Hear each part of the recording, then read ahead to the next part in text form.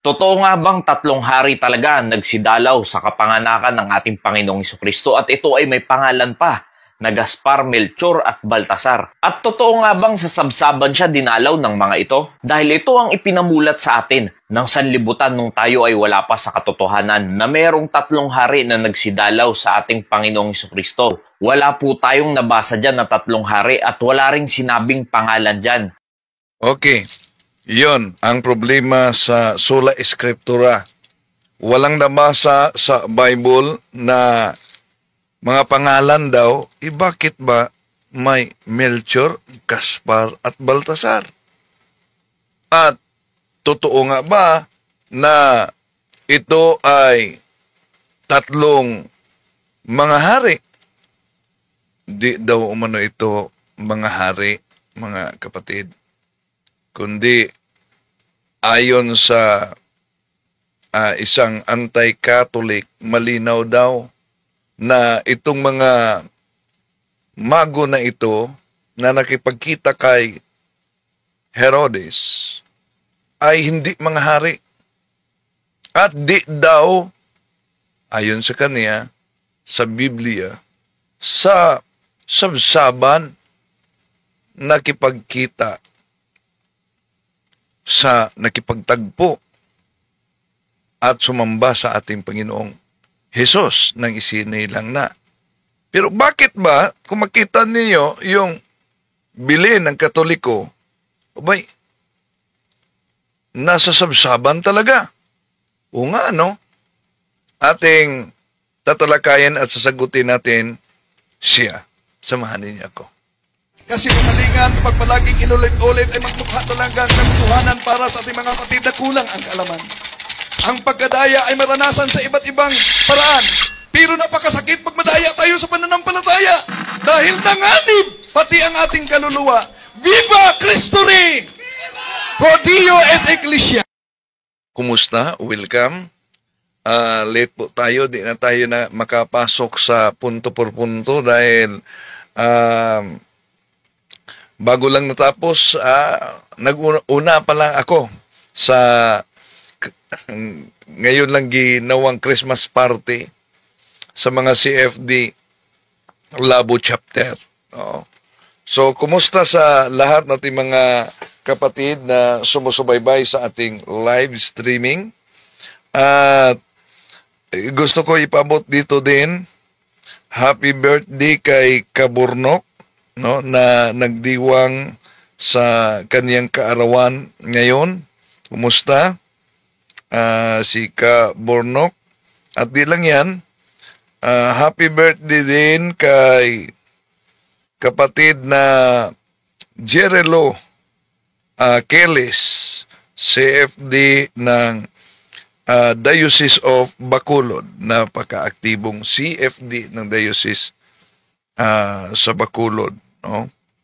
At sa lahat nating mga kapatid na sumusubaybay sa ating live streaming, at pabot ko lang dito, ayon kay kapatid na George, palaging nagsubaybay din sa ating programa live, si Reverend Father Henry Pinida ng St. Joseph the Worker Quasay Paris sa Mina Sipalay City, Negros Occidental. Siya ang spiritual director ng CFD Diocese of Kabangkalan. Ilo po, Father. At sa lahat nating mga kapatid na sumusubaybay sa ating live streaming, welcome po. At huwag kalimutan sa mga suking taga-subaybay na pindutin ang ating like. Huwag din kalimutang mag-subscribe sa mga bago pa lang at pindutin ang bell button para updated kayo, mag-comment at i-share ninyo mga kapatid. Kumusta sa lahat ng mga kapatid? Happy Epipany, no? Pagdiwang natin ang Three Kings, pero ayon sa isang anti-katoliko, hindi ito three kings. Wala naman tayong mabasa sa Biblia three kings yan. No. Ito ang lilinawin natin ha. Bakit nga ba tinawag three kings na wise men ang mabasa sa Biblia? Pero acknowledge muna natin ang mga pumasok ngayon. Sila si Sir Rick, no? Si kapatid na Shadow Kun. Good evening po sa lahat taga-subaybay. Si Erin, no? Good evening, Bro Wendell, si Sarah. God bless po sa lahat. Happy Three Kings. Si Sis Marisa Makahilos. Si Sir Rick, happy birthday Kabornok. Si kapatid na Margie Saligan. Si Light Puris. Hello. Good evening, Bro Wendell, si Sarah at sa mga taga-subaybay. Si Punch TV, gandang gabi bro.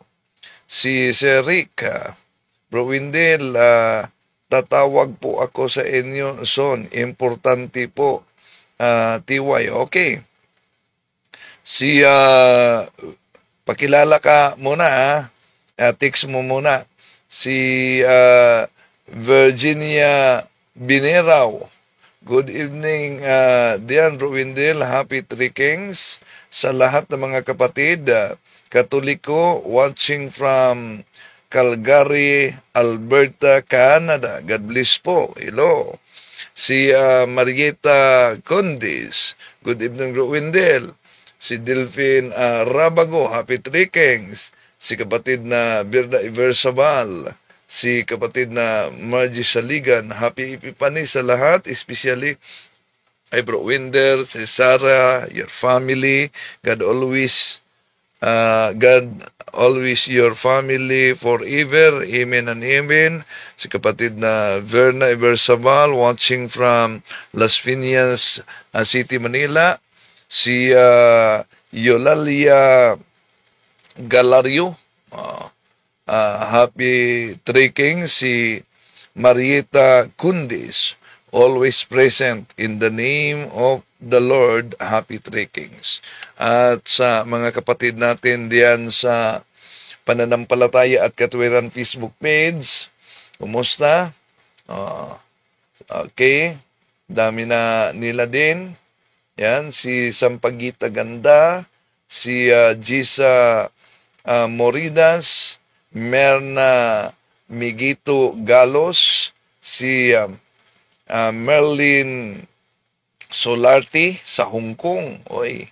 Si Mirna Migito Halos, Bro Wendell, holidays of obligation ba bukas? Si Gaudin Guangco. Good evening, mga kapuntos, watching from Trinto, Agusan del Sur. Si Merlin Sorti, Happy New Year. Si Merna Kirito Galos, Happy Three Kings all. Dariti DSO. Si Saverina Lafis, si Alan Pilari. I would like to greet and congrats the first GSK Diocesan Assembly for at least 100 participants. Mega Jam, Dao, Pagadian City. Si Orlando Orly, watching in New York. Si Julieta Padilla from Japan. Si Gaudincio Guangco, Trento, Agusan del Sur. Si Saudiva Familara sa Italy. Si Alan Pilari. At sa lahat na mga kapatid natin, welcome, no? Sa mga kapatid natin na pumasok ngayon. No? So, welcome sa lahat na mga sumusubaybay At sasagutin po natin itong request din kaugnay sa sinabing Totoo nga bang 3 hari talaga nagsidalaw sa kapanganakan ng ating Panginoong Jesucristo at ito ay may pangalan pa na Gaspar, Melchor at Baltasar? At totoo nga bang sa sabsaban siya dinalaw ng mga ito? Dahil ito ang ipinamulat sa atin ng sanlibutan nung tayo ay wala pa sa katotohanan na merong 3 hari na nagsidalaw sa ating Panginoong Jesucristo. Wala po tayong nabasa dyan na 3 hari at wala ring sinabing pangalan dyan. So yon. Dahil ang ating mga kapatid, letra por letra talaga ang kanilang gustong mabasa sa Biblia, yun ang resulta sa sola scriptura, meaning Bible alone. No? Pero kung mapansin ninyo, mamaya kahit walang mabasa sa Biblia, may idinagdag din sila. Sa nagtanong, bukas holiday of obligation ba umano sa Pilipinas, tandaan niyo mga kapatid, dito sa Pilipinas, no, may 3 holiday of obligation. Ulitin ko dito sa Pilipinas, may 3 holiday of obligation. Ang holiday of obligation, Immaculate Conception, December 8 yan. Ang Christmas Day, December 25 yan. At Solemnity of Mary, Enero 1, January 1. Yan ang holiday of obligation dito sa Pilipinas para sa mga nagtanong. Okay. Sa pagkakataong ito, sasagutin natin mga kapatid itong pahayag niya. Sandali. Itong pahayag niya kaugnay sa 3 hari. Totoo nga bang 3 hari talaga nagsidalaw sa kapanganakan ng ating Panginoong Jesucristo at ito ay may pangalan pa na Gaspar, Melchor at Baltasar? At totoo nga bang sa sabsaban siya dinalaw ng mga ito? Dahil ito ang ipinamulat sa atin ng sanlibutan nung tayo ay wala pa sa katotohanan. So, yun umano ang ipanimulat sa kanila sa sanlibutan noong wala pa sila sa katotohanan. So, pahiwatig ito na yung sanlibutan ay ang simbahang Katoliko. Ibig pa sabihin, ang simbahang Katoliko ang iniwan nila at nung umanib na sa grupo na akala nila sa Diyos talaga. Dami talagang mga nakakala, halimbawa born again at iba pang mga siktang Pentecostal sa Diyos. Yun ay resulta lamang sa maling interpretasyon sa Biblia. Dahil kung tingnan natin, wala silang koneksyon sa tinatawag na unbroken line of succession. Okay.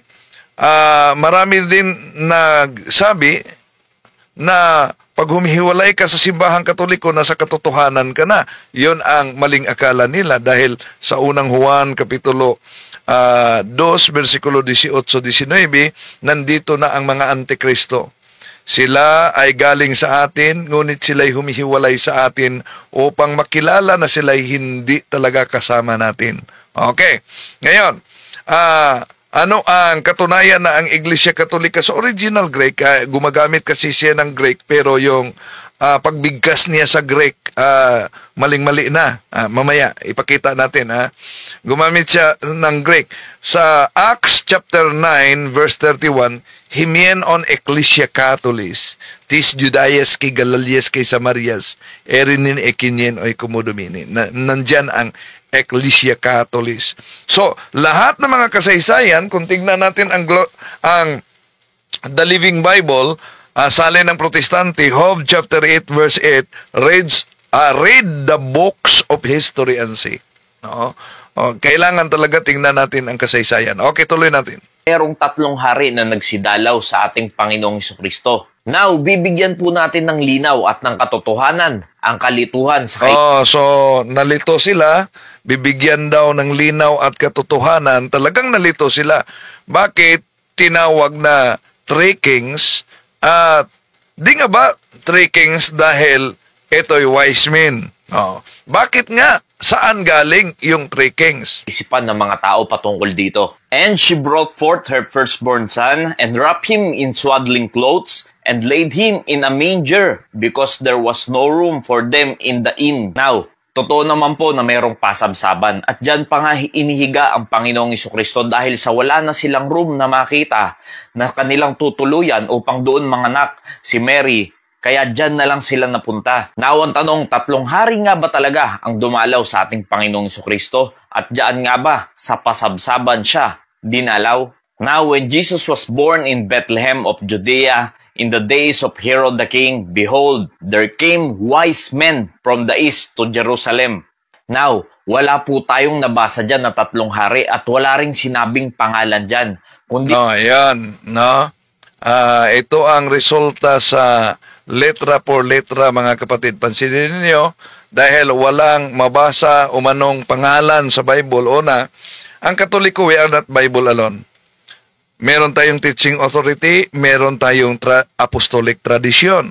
Kaya sisilipin natin ang tradisyon. O nga, paanong nangyaring 3 hari? Kung tingnan natin ang Biblia, mga mago o pantas. Sa English, wise men ang mababasa natin dyan sa Biblia.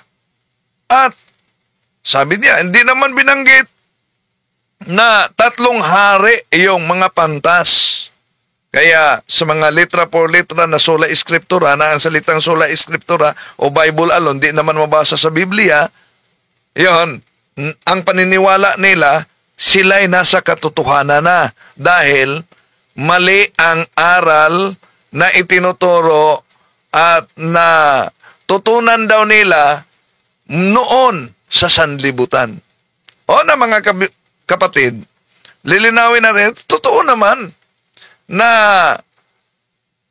kung tingnan natin ang Biblia, binanggit diyan na yung mga pantas o yung mga mago o wise men ang mabasa natin sa Biblia. Pero kung ang argumento, itong wise men, itong mga pantas, ay hindi ito hari, bakit tinawag niyong hari? Bakit?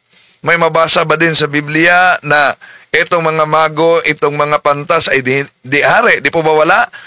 Kung ang argumento nila di mabasa sa Biblia, di paniniwalaan, saan sila kumuha ng batayan na ang mga pantas na ito ay hindi hari? Di po ba? Kung ito'y ordinaryo lamang o mga pantas lamang o tinatawag na bago, di po ba may protocol kung makipagkita ka sa isang hari? May protocol.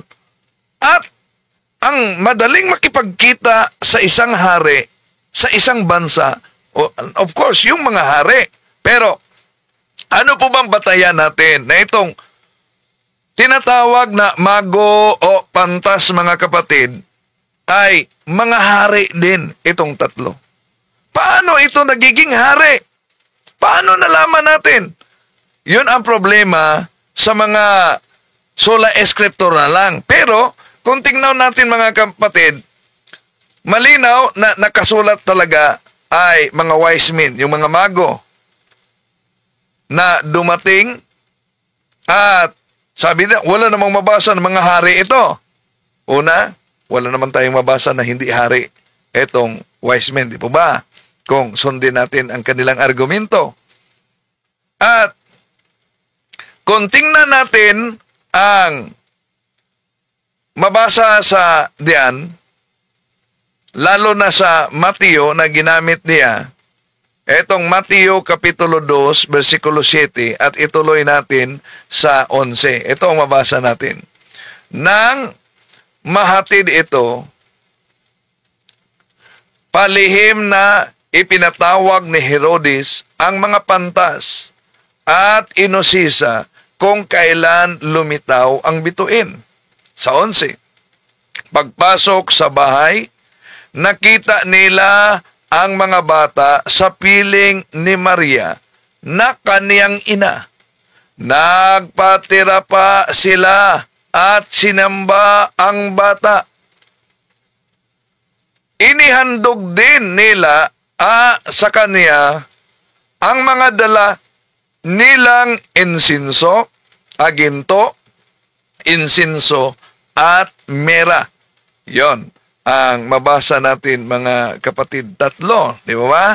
Tatlo ang dala nila. Ngayon, makita natin na batay sa mabasa, tatlo ang dumating, no? Na tinatawag na pantas o mga mago, di ba? Hindi lang dumating, kundi naghandog pa sila ng tatlong regalo. At sinamba pa nila ang batang Hesus. Ang tanong, bakit tinawag itong tatlong mga pantas na hari?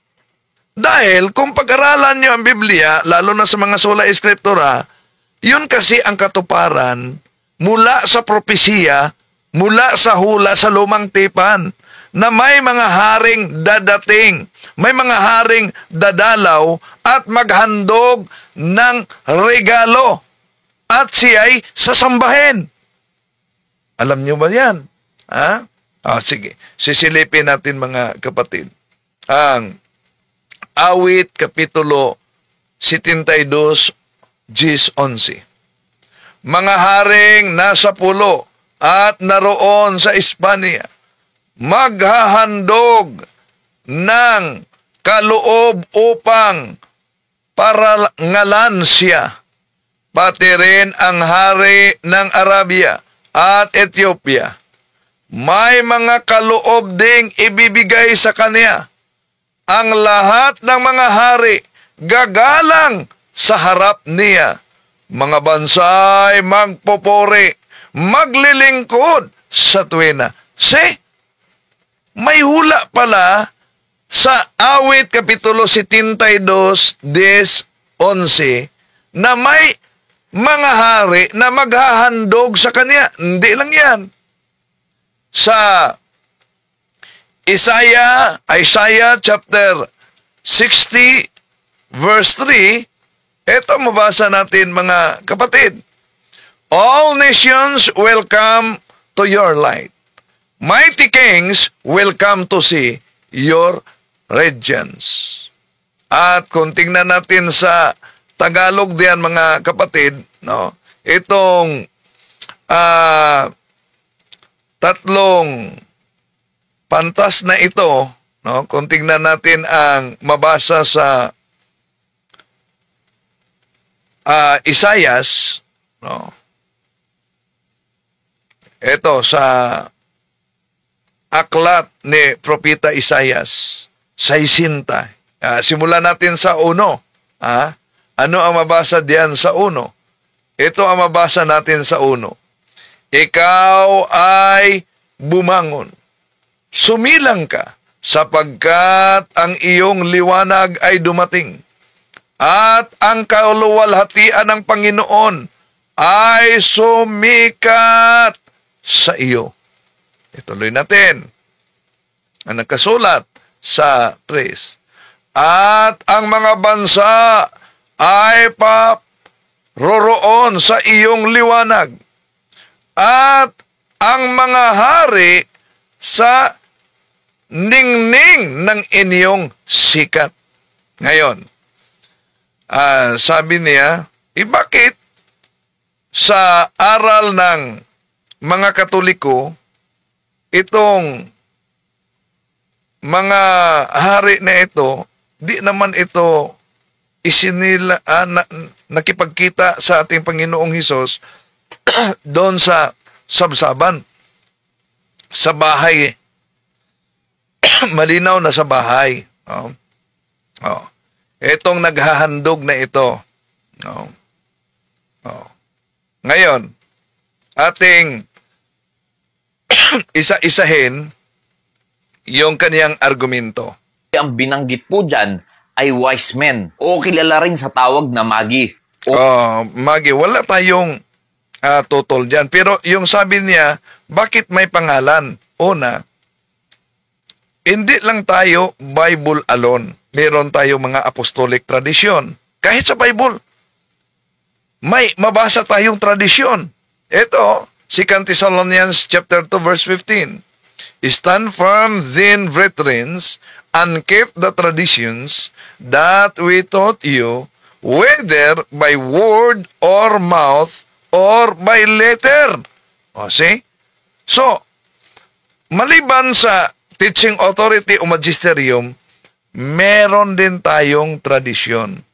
At alam nyo ba na kung tingnan natin ang tradisyon, mga kapatid, no?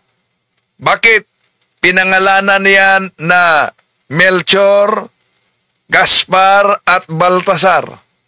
Dahil makita natin sa early Christian manuscript, ibig sabihin, yung mga sinulat sa mga sinaunang Kristiyano na namuhay malapit sa panahon ng mga apostol at sa ating Panginoon Jesucristo.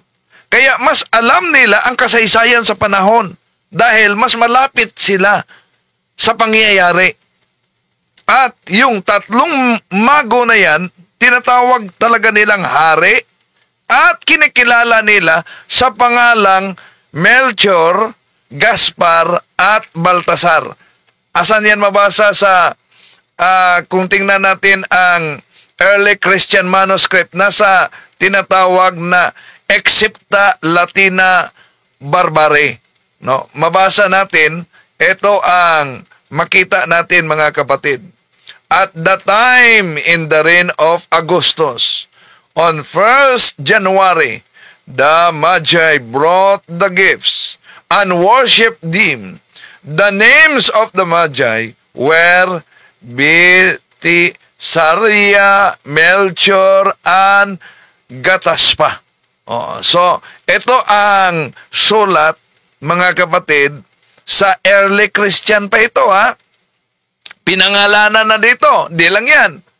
Sa panahon ni Saint Bede, sa taong 735 Anno Domini, wala pang ibang sikta dito. Although, meron ng mga heretics at meron na ding Islam, dahil ang Islam, 622 yan. Merong Excerpta et Collectinia attributed to Saint Bede na ang mabasa natin ay ganito: the Magi were the ones who gives gifts to the Lord. The first who said to have been Melchor, an old man with the white hair and a long beard, who offered gold to the Lord as the king.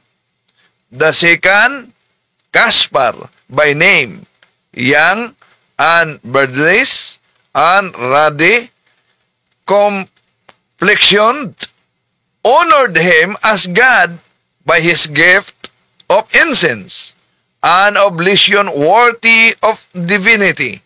The third, black-skinned and heavy bird, named Baltasar, by his gift of mirth, testified to the Son of Man who was to die. O, yun ang mga sulat sa mga early Christians.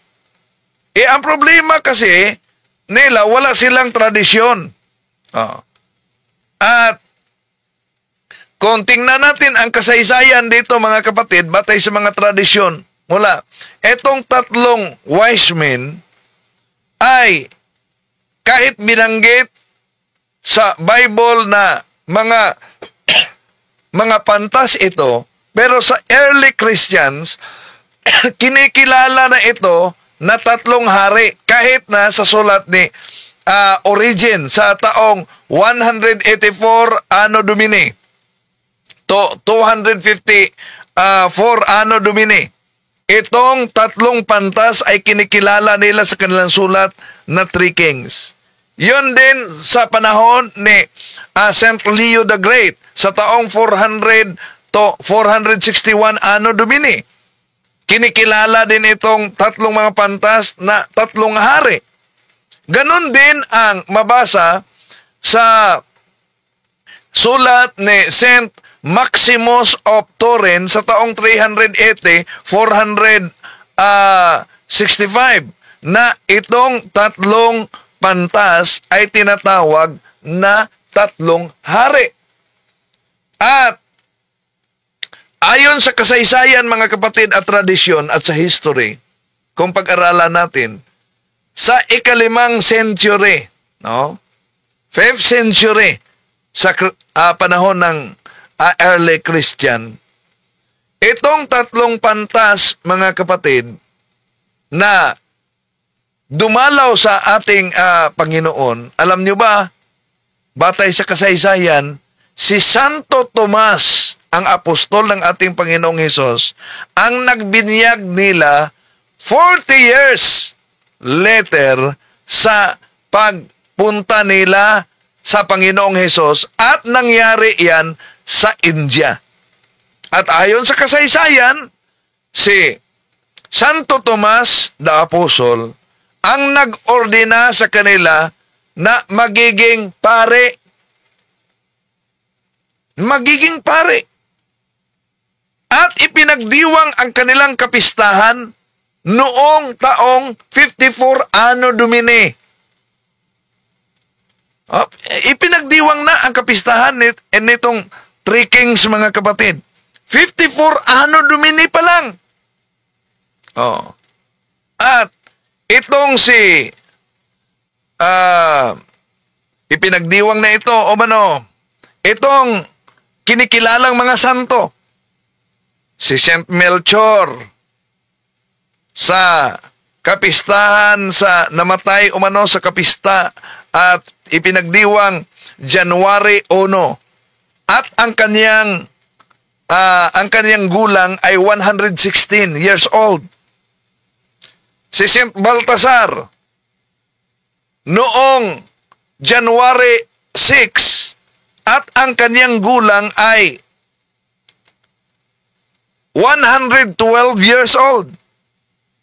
At si Gaspar naman, January 11, at ang kanyang gulang ay 109. At sila'y namarter at inilibing doon sa walls of Jerusalem. Yun ang kasaysayan, mga kapatid, at batay din sa tradisyon. Pero sa sola scriptura, pakinggan natin siya. Magician. At ang mga taong ito ay hindi rin naman basta-bastang mga tao. Makikita natin dyan, kung babasahin natin yung context na yan, kung paano makipag-usap dyan si Herod sa kanila. Na hindi... so di ba niya napansin? Di po ba, bawat kaharian, merong sariling protocol. Kung ordinaryo ka lang na pantas, makapasok ka sa kaharian ni Herodes, makipagpulong ka sa kaharian ni Herodes, may protocol. Kung galing sa ibang bansa, of course, makipagkita ka sa namuno sa naturang bansa.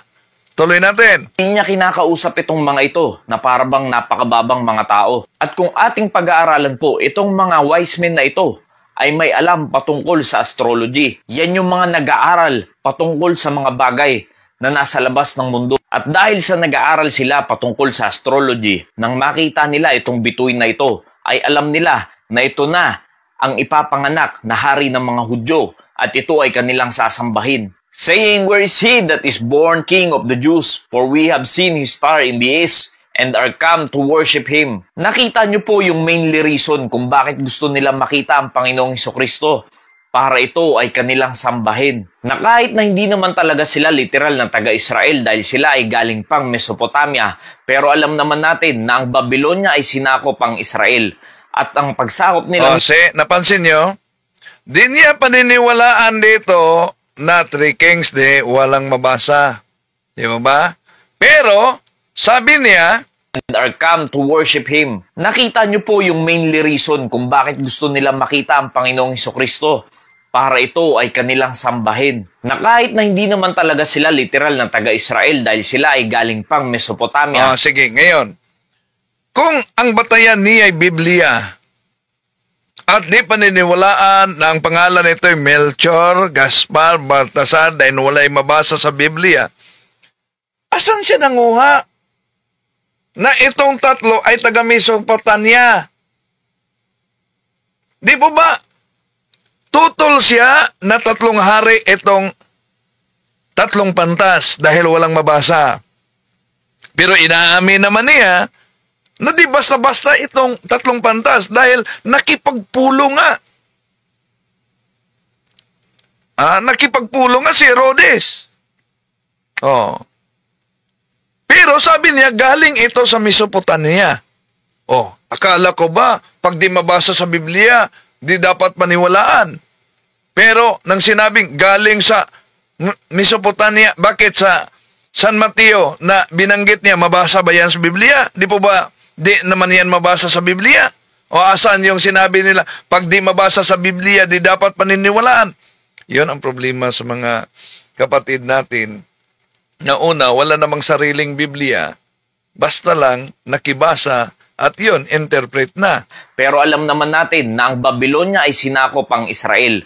At ang pagsakop nilang yun ay may nakuha rin sila ng mga kultura ng Israel. At alam rin naman natin na iba sa kanila ay nakakilala rin sa tunay na Diyos. Maging ang hari ng Babylonia na sumakop sa bansang Israel ng si Nebuchadnezzar ay kinilala rin naman talaga ang ating Diyos. And when they were come into the house, they saw the young child with Mary his mother and fell down and worshipped him. And when they had opened their treasures, they presented unto him gifts, gold and frankincense and myrrh. Napakalinaw po dyan kung saan nadatnan ng mga pantas na tao na yan si Jesus Christ. Hindi po nila sa sabsaban nadatnan ng Panginoong Jesucristo, kundi sa bahay. Pero naman tayong tutol na sa bahay nadatnan ang ating Panginoong Hesus. Bakit? Dahil kung tingnan natin ang mga turo sa simbahang Katoliko at sa mga Catholic apologists, ito ang mabasa natin, no? Batay sa sandali ating tignan. Okay, ito. Ito ang mabasa natin sa Catholic apologists. Ito mabasa natin mga kapatid. Pansin niyo ba? Ito ang mabasa natin. Catholic answer ito sa mga Catholic apologists. No? According to the Catholic understanding, the reason why the Bible depicts the wise men visiting Jesus in a house, not in manger. So, yun ang mabasa. Sandali, may tumatawag sa akin. Is because the story in Matthew's Gospel likely takes place sometime after Jesus' birth. Meaning, the Holy Family had moved from the stable to the house by the time the Magi arrived. Yun talaga ang pangyayari na mabasa natin. Pero, siguro, ang gusto niyang ipahiwatig, bakit yung bilin makita ninyo nasa sabsaban? Yung tatlong pantas. Bakit yun ang makita natin? Una, isang simbolikal kasi ito. Hindi literal. Simbolikal na ipinakita ng ating Panginoon Jesucristo ay ipinanganak siya sa sabsaban. At simula nang ipinanganak siya, yung dala ng mga hari na regalo ay sumisimbolo mismo sa kanya. At ipinakita lang dito sa bilin na merong mga hayop, halimbawa yung tupa, dahil ang ating Panginoon Jesucristo ang kordero ng Diyos na nag-aalay sa sarili. At ipinakita dito lang, isang depiction lang ito para makita na sinamuhay sa humility. At may mga simbolo na ipinakita dito. Hindi literal, pero hindi itinuturo ng simbahang Katoliko na hindi talaga sa bahay. Nabasa na natin mga kapatid. Pero niliteral kasi sa pag-unawa nitong mga anti-Catholic, di po ba? Ang simbolikal, halimbawa, ang ating Panginoon, ang Ama, gumagamit mismo ng simbolikal. Sa Numbers chapter 21, verses 8, 9, di po ba, tansong ahas ang ginagamit para sino yung makakita na nakagat sa makamandag na ahas ay gagaling. Pero, prefiguration yan sa crucifixion ng ating Panginoon Jesucristo. Ganon din ang bilin. Hindi yun literal. Nagpaalala yon at may meaning. Kaya, para sa kaniya mga kapatid, yun na. No? Business suit user. Sino ba to? Sandali muna. Naka-live ako ngayon. Okay. So, tuloy natin. Pakalinaw ng sinasabi dyan, and when they were come into the house. So mali na po talaga agad yung ating nakasanayan na nalaman noon nung tayo ay wala pa sa katotohanan na ang Panginoong Jesucristo na nadatnan nila ito sa sabsaban. Yung nalaman umano nila noong wala pa sila sa katotohanan una, yun ang resulta pag di niyo pinag-aralan talaga ang aral ng simbahang Katoliko. No? Iyon ang resulta. Picasso, hindi basta-basta si... Ano yun? Okay. Tuloy natin mga kapatid. No? Wag mo nang tatawag, naka-live pa ako. Dahil ang sinasabi ng Biblia, nadatnan nila ang Panginoong Jesucristo sa bahay na, hindi doon. Oo, totoo naman. Pero yung sa bilin, isang simbolikal yan na may ipahiwatig na kahulugan, na malalim na kahulugan. Oo. Yun po ang mabasa, halimbawa, sa Revelation chapter 12, verses 1 up to 5. Di po ba puno ng simbolo yan? May mga kahulugan. Ang akala niya, dahil ipinakita sa pag Pasko, ang akala niya, ito'y literal na talagang ang tatlong pantas doon na nakita ang ating Panginoong Hesus. Pero sa aral ng simbahang Katoliko, napakalinaw na kung susuriin natin ang aral ng simbahang Katoliko, lalo na sa mga Catholic answers, mga kapatid, malinaw na binanggit dito na ang taon kung saan ang ating Panginoong Hesus yung mga tatlong pantas ay pumunta, mga 2 years old na ang ating Panginoong Hesus. However, yung argumento nila kaugnay sa bilin na mali daw umano ito, hindi ito literal. Simbolikal ito. May ibig sabihin, may ibig ipahiwatig.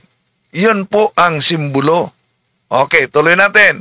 Sa sabsaban. At kung ating pong uunawain at aaralin at babasahin ng maigi, hindi na po sanggol ang Panginoong Jesucristo. Tama naman. Mabasa kahit pa i-research niyo sa mga Catholic apologists. Hindi sanggol na ang ating Panginoong Hesus. Mga 2 taong gulang na kung saan yung tatlong pantas ay nakipagkita at sumamba sa kanya. Ngunit yung ipinakita na ito ay isang depiction ng may simbolo, may ibig sabihin, hindi literal yan. Ang akala niya dahil doon ang makita, doon ang larawan, so sa panahon pang sanggol ang ating Panginoong Hesus, bago pang ipanganak, doon na nagpakita.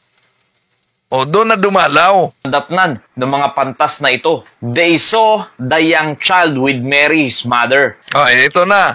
Totoo yan. Mabasa talaga na yan sa Biblia. Napakalinaw po dyan na young child yung ginamit ng Biblia. At sa Greek word po niyan, sa original text, ay paidion ang ginamit. Excuse me. Dito na, sablay. Meron tayong Grego dito.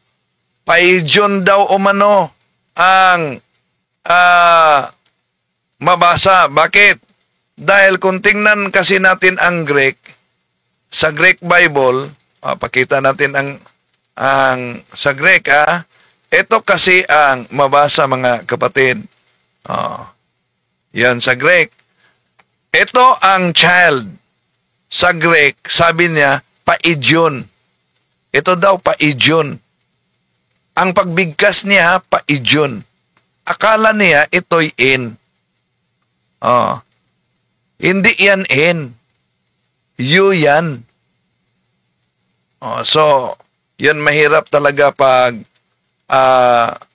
magkunwaring marunong talaga sa Greek. Bakit? Tingnan natin paano yan bigkasin. Paidion ba yan? Mas mabuti na tingnan natin kung paano ito bigkasin. Ito, ito. Tingnan natin, Pakinggan ninyo paano yan bigkasin. Ito. Paidio. So? Paidio. Ulit natin sa Greek, Child? Paidio. Paidio. Paidio. Yon. Napakalinaw yon kung paano bigkasin. Pero sa kanya, dahil gumagamit siya ng Greek, paano daw bigkasin yon?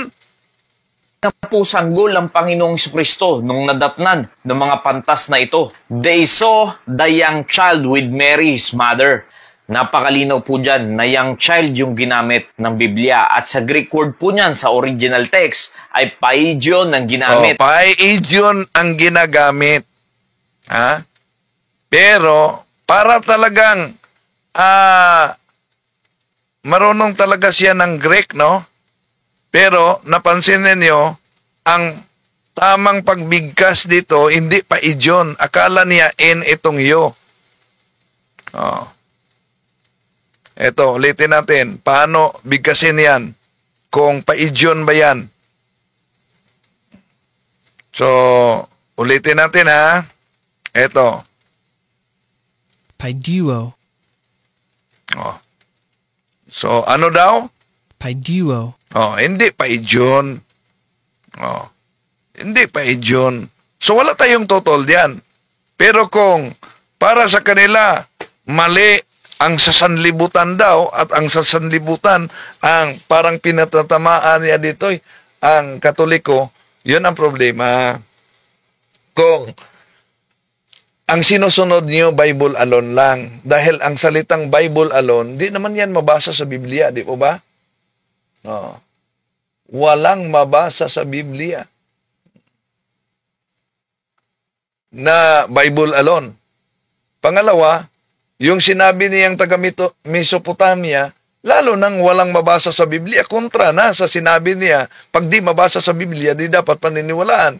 Kaya yung 3 hari, di mabasa sa Biblia na pinagbatayan niya, di din mabasa ang pangalan, di dapat paniniwalaan. Ang di niya alam na meron palang mga dokumento sa tinatawag na early Christians kung bakit pinangalanan na Melchor, Gaspar at Baltasar, at binanggit pa sa history kung paano sila namatay at anong gulang sila namatay. Dahil ang simbahang Katoliko ay siyang iglesyang tatag ng ating Panginoon Jesucristo, at sa pamamagitan ng iglesia, unang Timoteo 3:15, ito'y haligi at suhay ng katotohanan. Ang iglesia, hindi ang Biblia. Ang Biblia ay produkto sa tunay na iglesia. Ngunit, ang paglitaw sa iba't ibang mga sikta, produkto sa maling interpretasyon sa Biblia. Okay. Ating acknowledge muna ating mga kapatid dito. No. Knowledge muna natin. No. Si Reka, yun, lumabas mga hari sa hula sa Lumang Tipan. Ronald P. Dubilio, good evening, watching from Quezon City. Si Pika, ito si Windel, ito yung isa sa mga predict ni Jesus na maraming nagmamarunong pa sa Diyos to ligsain ang katotohanan. Ano bang katotohanan na tinutuligsa natin? Sinagot lang natin, pika-pika, yung mga maling akala sa mga born again. Ano bang inaniban mo? Born again, di ba? Sige, kung kayo ang nasa katotohanan, sino ang ituro mong kasama sa taong 200 Anno Domini? Because the true church, founded by Jesus Christ, meron talagang tinatawag na unbroken line of succession. Sino? Di ba wala? Okay? Si Eric, matindi talaga ang kasaysayan ng ating pananampalataya. Salamat, Bro Wendell. Okay? Si Montelino Igay, mas magaling pa ang sulpot na to sa mga dalubhasang gumawa sa Bible. Si Almaal, good evening, Bro Wendell. Matagal na po ako gustong itanong tungkol sa kay Amik. May kausap po ako, sabi niya po, nagamit daw ng husto si Bro Amik ng mga taga Knights of Columbus. Hindi, si Bro Amik ang nagdesisyon diyan. No? Pero free si Bro Amik. Paano nagamit ng Knights of Columbus? Na si Bro Amik mismo ang pumunta sa Bohol at nagpa-interview. Si Bicolana, may Muslim. Meron ba? Si Mien. Hello, Bro Wendell, watching from Hong Kong. Papay Barnedo. God bless and good luck, Bro Wendell. Okay. Tingnan natin sa pananampalataya at katuwiran. Sa mga nagsubaybay. Dito, sila si kapatid na Ginny Alfici. Galing lang ito sa birthday, sa Christmas party, Arlene Villodolid Ginto. Si Joseph Bonifacio. Sa lahat natin mga kapatid na sumusubaybay ngayon. Si Luz Biminda Constantino. Good evening, Bro Wendell. Happy Trekkings. Okay? So, maraming salamat sa inyong pagsubaybay, mga kapatid. Sinagot lang natin itong isang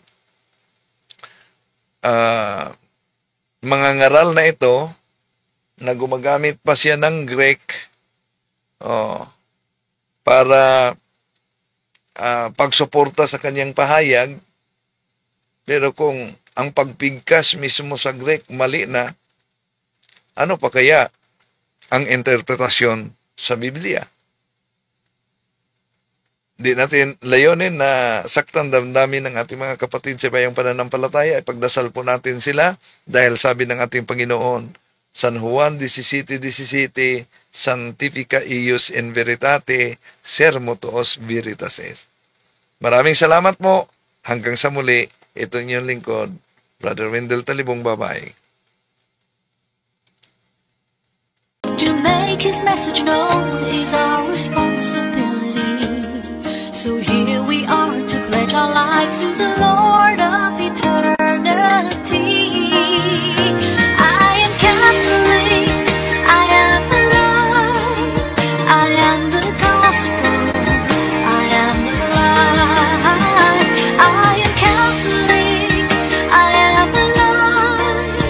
I'll